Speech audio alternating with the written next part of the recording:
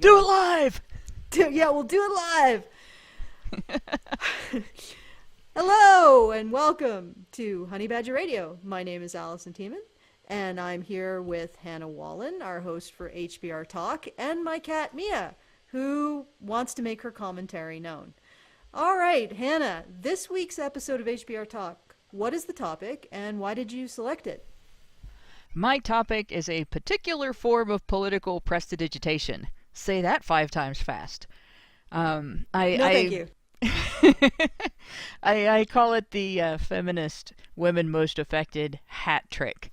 And this is where, I don't know if you remember from our Reddit days, there a long time ago, there was a guy on Reddit, on the men's rights subreddit, that his name was Everything is Rape. And he would comment on things, and he would take it through however many degrees of separation he had to go through to get from whatever was said to rape. And a lot of times he could make a connection in like 2 or 3 steps. You know, you're like, well, I had to bake bread today, you know, and well, bread is made using yeast. Yeast infections, you had your finger in yeast.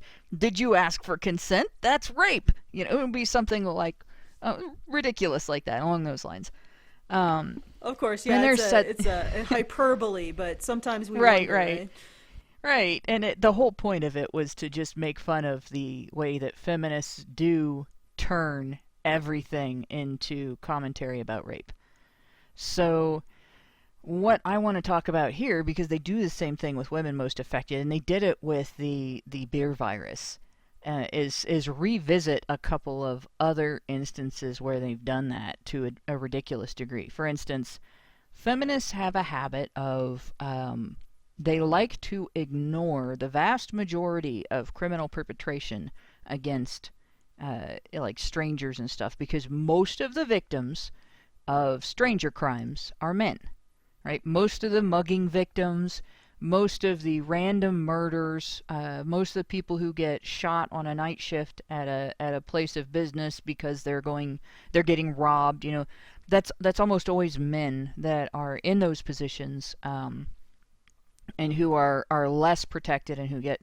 So feminists want to focus on specifically instances where workplace deaths involve a partner killing the female worker. So her husband comes in and shoots her, or her boyfriend comes in and shoots her, or she has an affair in the workplace and somebody kills her. And the goal there is to, you know, workplace deaths, women most affected, even though the vast overwhelming majority of workplace deaths involve men getting killed on the job, and usually through some sort of accident, or the employer's neglect of safety conditions and stuff like that. And they do the same thing. We have the classic, everybody is pretty well aware of in the men's rights community, the chicanery they've been engaged in with respect to statistics on intimate partner and sexual violence. And so that's another easy one we can look at. But they'll do this with everything. If you look at the citation of how many women are killed by domestic violence, killed by partners in intimate partner violence, and you find that actually it's not just a tiny number. There's almost as many men killed as there are women. It's a slightly tinier number, but because we're dealing with 2 tiny numbers, one of them can be made to look significantly smaller than the other by going by percentages instead of looking at these 2 tiny numbers, and or making a statistic like 1 a week, and with men it's 1 every 2 weeks or 1 every week and a half, as opposed to 1 a week. And that 1 a week has a lot of play, right? So they do this not to actually deal with the issues, but to figure out a way to portray women as the biggest victims, and use this portrayal of women as these huge victims to get changes in law and policy that essentially leave male victims out in the cold and leave accused men vulnerable to infringements on their due process rights, and demand resources that are largely paid for by tax dollars that are paid in by, again, men. So it's an interesting grifting tactic, and they're they use it as a way to make problems look bigger for women than they are, and get money without actually taking any measures to solve the underlying problem. What's interesting is I've seen even charity organizations that I thought were not influenced by feminism do some similar tactics. For example, I followed an organization called Stop Prison Rape, which I think became Just Detention And International. yeah, Just When Detention I International, yes. when I originally followed Stop Prison Rape, it was started by a man who had been raped in prison by another man. And it had these harrowing accounts of male victims of rape and sexual assault in prison.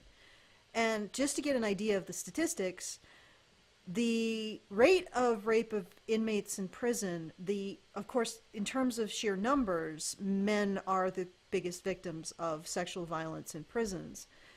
But the way that the numbers fall out is really interesting because male inmates actually don't rape each other as much as female staff are raping male inmates, or female inmates in female detention centers are raping other female inmates.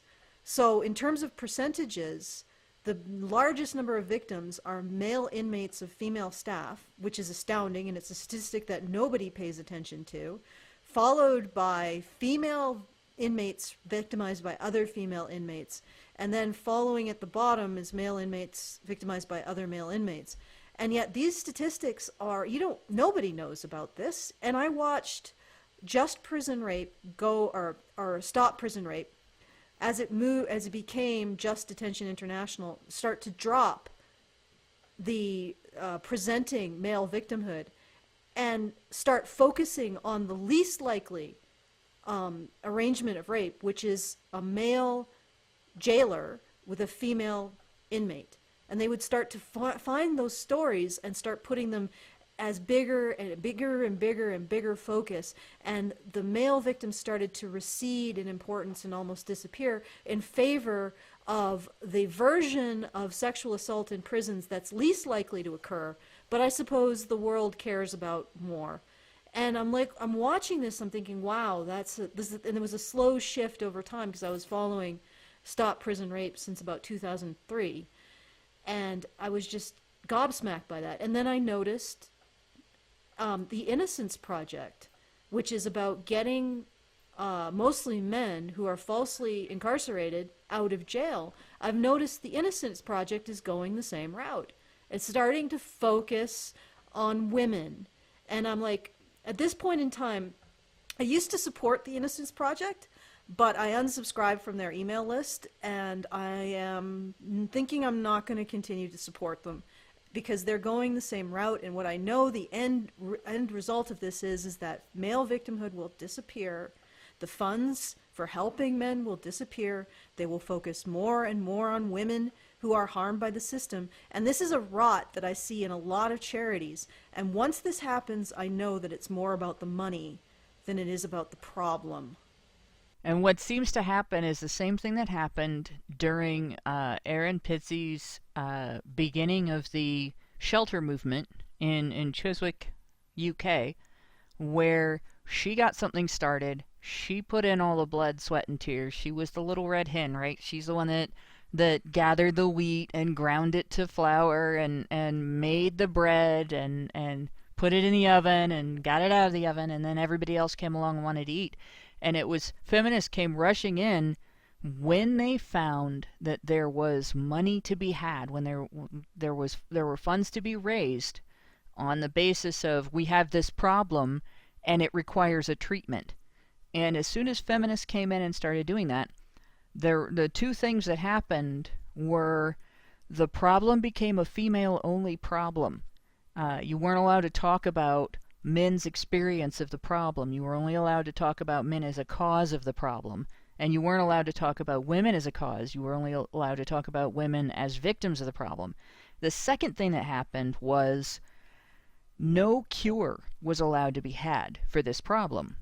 You had to maintain a system of consistent and constant treatment that had to be perpetually funded And if there were ways to reduce the problem, it was verboten to talk about those. And you see that with every issue where, particularly if part of the cure, part of the ways of solving this problem, basically, or part of the approaches that are needed to reduce the incidence of the problem involve changing women's behavior.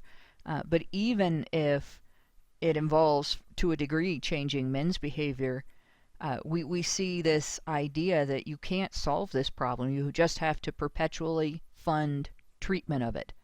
And it would be like if a cure was discovered for cancer and the drug companies came along and started demonizing anybody who provided that cure, right? Let's say the cure was made public, everybody knows the cure, but they decided to make the cure immoral. You can't do that because you're targeting cancer patients.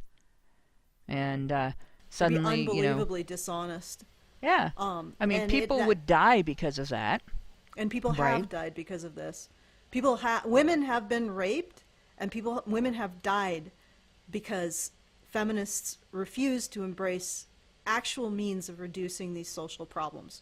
Exactly. And we can get into that a lot more during the show, because I will talk about that with respect to domestic violence, but I don't want to get into that in the ad because I want to cover it in the show. Yeah, definitely. We definitely want to cover it in the show. And if you want to cover it with us, please direct your pointers to here. Should be here, or the end screens. And come and join us for HBR Talk. See you there, lovely specimens.